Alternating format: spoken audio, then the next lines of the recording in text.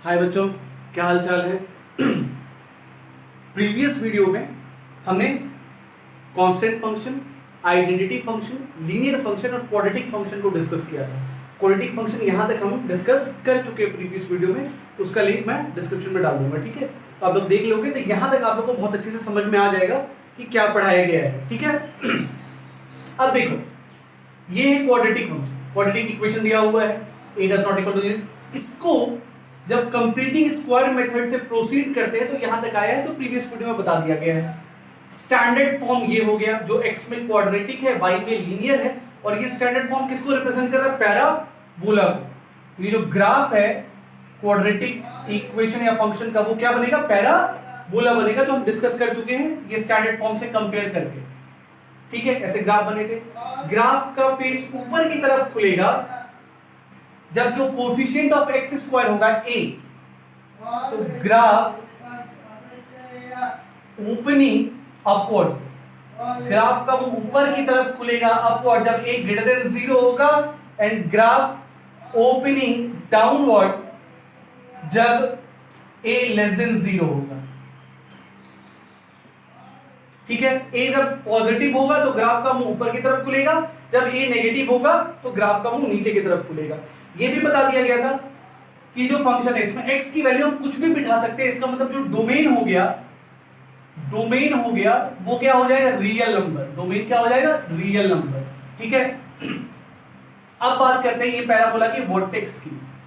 Vertex की मतलब इस पॉइंट के बारे में बात कर रहे हैं, इस पॉइंट के बारे में जहां से वो बेंड कर रहा है। तो ऑब्वियसली जब a ग्रेटर देन 0 है तो ये जो पॉइंट होगा पैराबोला का वो मिनिमम पॉइंट होगा, और जो ये पॉइंट होगा वो मैक्सिमम पॉइंट होगा, क्योंकि इसके नीचे y की कोई वैल्यू ही नहीं है, सारी वैल्यू इसके ऊपर है, तो ये मिनिमम वैल्यू हो गया इसका।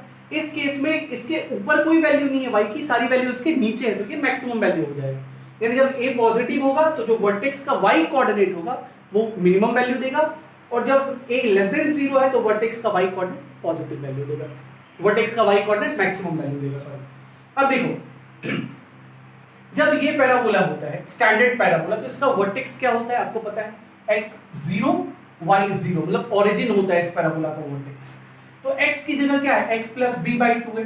जब आप x प्लस b बाई 2 को 0 करोगे तो x की वैल्यू क्या मिलेगी आपको? Minus b by 2। और y की जगह क्या है? y प्लस b बाई 4 है। जब इसको 0 करोगे तो y की वैल्यू क्या मिलेगी? Minus b by 4। यानी इस पैराबोला का जो ये फंक्शन के द्वारा रिप्रेजेंट हो रहा है, इसका वर्टेक्स यानी इस पॉइंट का कोऑर्डिनेट क्या हो जाएगा? माइनस बी बाई 2 है, माइनस बी बाई 4, दोनों केस में। इस केस के लिए वो मिनिमम पॉइंट होगा, इस केस के लिए वो मैक्सिमम पॉइंट होगा। यानी इस पॉइंट की x की वैल्यू होगी माइनस बी बाई 2 है, और यहाँ पे y की वैल्यू होगी माइनस बी बाई 4 है। यहां तक तो समझ में आ गया, वो बहुत सिंपल है। अब लिखते हैं रेंज। अगर ये समझ में आ गया तो रेंज लिखना बहुत ही आसान है। रेंज लिखते हैं। अगर इसकी बात करते हो, रेंज मतलब किसकी वैल्यू? y की वैल्यू। तो y का ऊपर कहां तक जा रहा है? इनफिनाइट तक जा रहा है, लेकिन कहां से इनफिनाइट तक जा रहा है? तो मिनिमम पॉइंट जो होगा y का वो कितना होगा? माइनस d बाई 4 होगा इस केस में। तो रेंज होगा माइनस d बाई 4 से लेके कहां तक? इनफिनाइट तक। रेंज हो गया माइनस d बाई 4 से लेके कहां तक? इनफिनाइट तक। कब? जब a ग्रेटर देन 0 होगा, पॉजिटिव होगा। इस केस की बात करेंगे तो ये मिनिमम कहां तक जा रहा है? माइनस इनफिनाइट तक। और मैक्सिमम कहां पहुंच रहा है? जो y की वैल्यू है माइनस डी बाई 4, यानी रेंज हो जाएगा माइनस इनफिनाइट से minus D by 4 when a is less than 0। तो ये रेंज अपने को याद रख लें, डायरेक्टली याद रख सकते हैं, एकदम कोई दिक्कत नहीं है, बस पॉइंट का कोऑर्डिनेट पता होना चाहिए। अच्छे से समझ में आया आप लोग को? रेंज निकल गया, कोई दिक्कत नहीं है इसमें। एक चीज और, रूट्स आपको पता होता है। रूट्स आपको पता होता है, रूट्स का मतलब होता है जहां पे y की वैल्यू 0 होती है। y की वैल्यू जहां 0 होती है, जो x की वैल्यू अपने को मिलती है उसको रूट बोलते हैं, ठीक है। ग्राफ देखो, जब रूट रियल एंड अनइक्वल हो, अलग अलग होता है, तो d ग्रेटर देन 0 होता है, यहां लिखा हुआ है। यानी हम लिख देते हैं d greater than 0, d equal to 0, d less than 0। इसका मतलब हो गया रियल एंड अनइक्वल रूट्स। ये सब आप लोग पहले भी पढ़ चुके हो। इसका मतलब हो गया रियल एंड इक्वल रूट्स, और इसका मतलब हो गया नो रियल रूट्स या इमेजिनरी रूट्स बोल सकते हो इसको। देख लो, यानी रियल रूट मतलब y 0 होना चाहिए, और जो x की वैल्यू मिलेगी वही रूट हो गया। ये ग्राफ देखो, यहाँ x की कितनी वैल्यू मिल रही है, 2 वैल्यू मिल रही है। यहाँ इस दोनों जगह y क्या है, 0 है। y 0 क्यों बोल रहे हैं, क्योंकि तुम्हारा ग्राफ किस एक्सिस को कट कर रहा है, x एक्सिस को, जहां पे y 0 होता है। दो अलग वैल्यू मिला, यानी इस जगह पे तुम्हारा d क्या होगा, ग्रेटर देन 0 होगा। यहाँ पे एक ही जगह यानी रियल एंड इक्वल रूट्स है, टच कर रहा है, तो d इक्वल्स टू 0 होगा। यहाँ पे एक भी रूट नहीं मिल रहा है x की वैल्यू, ये ग्राफ तुम्हारा x को कट या टच नहीं कर रहा, तो यहाँ पे क्या होगा, d लेस देन 0 होगा। मतलब हम ग्राफ देख के अभी फिलहाल a के बारे में बता सकते हैं, ग्राफ का मुंह ऊपर खुलेगा तो a पॉजिटिव होगा, नीचे खुलेगा तो नेगेटिव होगा। ग्राफ अगर x एक्सिस को कट या टच नहीं कर रहा होगा तो d लेस देन 0 होगा, टच कर रहा होगा तो d इक्वल टू 0 होगा, और दो अलग अलग जगह कट कर रहा होगा तो d ग्रेटर देन 0 होगा। सेम जो चीज यहां होगा वही चीज यहां लिखा गया है। क्लियर हो गया होगा आप लोगों को, ग्राफ देख के बता सकते हैं, या d की वैल्यू निकाल के हम बता सकते हैं ग्राफ कैसा होगा। इस पॉइंट का कोऑर्डिनेट जिसको वर्टेक्स बोलते हैं वो निकाल सकते हैं, क्या होता है, -b/2a -b/4a, जहां d क्या है, b² - 4ac, जहां d क्या है, b² - 4ac। सारा पॉइंट निकल गया, कोई दिक्कत नहीं है। ठीक है, एक और चीज बताते हैं। Graph intersect with y axis at, तुम्हारा ग्राफ y एक्सिस को कट करेगा ही करेगा, मान लो जिस पॉइंट पे कट करता है, जब y एक्सिस को कट करेगा तो जिस पॉइंट पे कट करेगा उस पॉइंट का कोऑर्डिनेट x कोऑर्डिनेट कितना होगा, 0 होगा, क्योंकि y एक्सिस पे कट हो रहा है। और जब x की जगह 0 यहां बिठा देते हो तो y की वैल्यू क्या मिलती है, c, यानी जब x 0 होगा उस टाइम पे y क्या होगा, c होगा। किसी भी केस की बात करो, किसी भी, ऑब्वियसली ये आगे चल के कहीं ना कहीं कट करेगा ही करेगा, फिलहाल डायग्राम में नहीं दिख रहा है, आगे तो कहीं ना कहीं कट करेगा, जहां कट करेगा उसका कोऑर्डिनेट कितना होगा, 0, c होगा, जो इस क्वांटिटी का कांस्टेंट टर्म होगा। यानी हम ग्राफ, अगर ये क्वेश्चन दिया है तो हम वो बता सकते हैं कि वो y एक्सिस को कहां पे कट करेगा, कहां कट करेगा, 0, c पे। c पॉजिटिव हो गया तो ऊपर कट हो रहा होगा, c इसके नीचे हो गया तो नेगेटिव पोर्शन में कट हो रहा होगा। एकदम सिंपल है, ये भी समझ में आ गया। ठीक, अब आगे एक और बहुत इंपॉर्टेंट बात कर रहे हैं, आप ध्यान से देखोगे इस वाले को, ये x में क्वाड्रेटिक है, y में लीनियर है। इसका मतलब अगर ये जो पूरा टर्म है ये अगर 0 है, ये पूरा टर्म 0 है तो y का वैल्यू क्या मिलेगा, सॉल्व करके देख लोगे तो -b/4a आता है। और जब ये 0 होता है तो x का वैल्यू -b/2a आता है, तो वो हम लिख भी चुके हैं। जब x -b/2a होगा तो y सॉल्व करोगे तो -b/4 निकलता है, यहां से भी चेक कर सकते हैं। ठीक है, पहली बात, अगर ये 0 से 2 कदम राइट गया तो 2 हो गया, आप यहां 2 बिठा दो, 2 का स्क्वायर 4 लिखोगे। अगर ये 0 से 2 कदम लेफ्ट गया, -2 हुआ, उसका स्क्वायर भी क्या लिखोगे, 4 ही लिखोगे। यानी ये जब 0 होगा, जब ये 0 होगा उससे 2 कदम राइट और 2 कदम लेफ्ट पे सेम वैल्यू देगा, 3 कदम राइट और 3 कदम लेफ्ट पे सेम वैल्यू देगा, क्योंकि स्क्वायरिंग है। और ये 0 कब होता है, जब x का वैल्यू 0 करके देख लो, x का वैल्यू -b/2 है, यानी जब x का वैल्यू -b/2 होगा, उससे जितना राइट जाओगे और जितना लेफ्ट जाओगे, सेम जाते हो, तो y का सेम वैल्यू मिलेगा, क्योंकि स्क्वायरिंग हो रहा है कि नहीं हो रहा है। बात समझ में आया, क्लियर है, बहुत सिंपल है। आप बोलोगे हम एग्जांपल एक एक देख लेते हैं। मान लो अगर कहीं लिखते आप x + 1 का होल स्क्वायर बराबर y, मान एकदम सिंपल ले रहे हैं। ये 0 कब हो रहा है, जब x का वैल्यू -1 हो रहा है। ठीक है, -1 से 1 कदम राइट जाओ, क्या हो गया, 0। वो यहां बिठा के देख लो, देखोगे तो y का वैल्यू आता है 1, यहां पे y का वैल्यू आता है 1। -1 से 1 कदम आप लेफ्ट आओ, -2, वो बिठा के देख लो तो भी y का वैल्यू आता है 1। वही समझा रहे हैं यहाँ पे, क्योंकि स्क्वायरिंग कर रहे हैं, सेम ही वैल्यू देगा।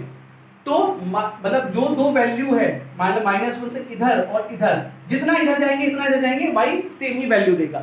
y सेम होने का मतलब समझ में, रेंज की वैल्यू सेम होगी, यानी x बराबर -b/2 है, x बराबर -b/2 है, क्या हो गया, it is a line parallel to y axis.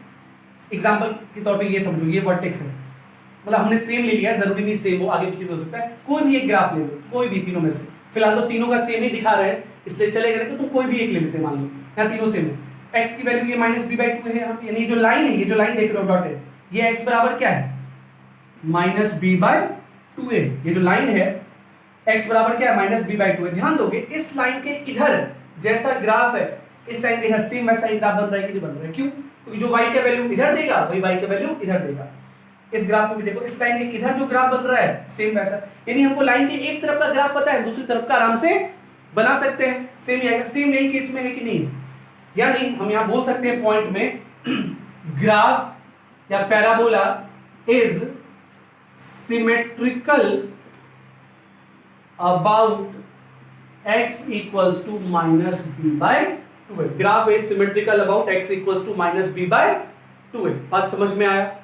बहुत सिंपल है, बहुत कोशिश की है सिंपल से आपको समझा दिया जाए। दिक्कत होती है आप कमेंट सेक्शन में डाल सकते हो, फिर उस पर देखेंगे क्या कैसे उसको आगे रेक्टिफाई किया जा सकता है। ठीक है, एक और चीज ध्यान में रखना आप, मान लो ये दो जगह कट हो रहा है, अगर दो जगह कट हो रहा है, ये दो क्या है, रूट्स है, ये दो x की वैल्यू है जहां पे आपका y क्या हो रहा है, 0 हो रहा है। अभी हमने बताया कि x बराबर माइनस बी बाई 2 जो भी लाइन होगा, पॉइंट होगा, उससे 2 कदम उधर 2 कदम इधर, 3 कदम उधर 3 कदम इधर, y का वैल्यू सेम होगा। इसका मतलब y का वैल्यू सेम हो रहा है तो वो दूरी बराबर है। अब यहां पे देखो, यहां पे y का वैल्यू क्या है, 0, यहां पे भी y का वैल्यू क्या है, 0। इसका मतलब क्या हो गया, ये जो दो पॉइंट है और यहां पे y का वैल्यू, x का वैल्यू क्या है, माइनस बी बाई 2 है, तो यहां से इधर y 0 हो रहा है, यहां से इधर भी क्या हो रहा है, y 0 हो रहा है। मतलब ये दूरी दोनों जो होगा वो क्या होगा, बराबर होगा।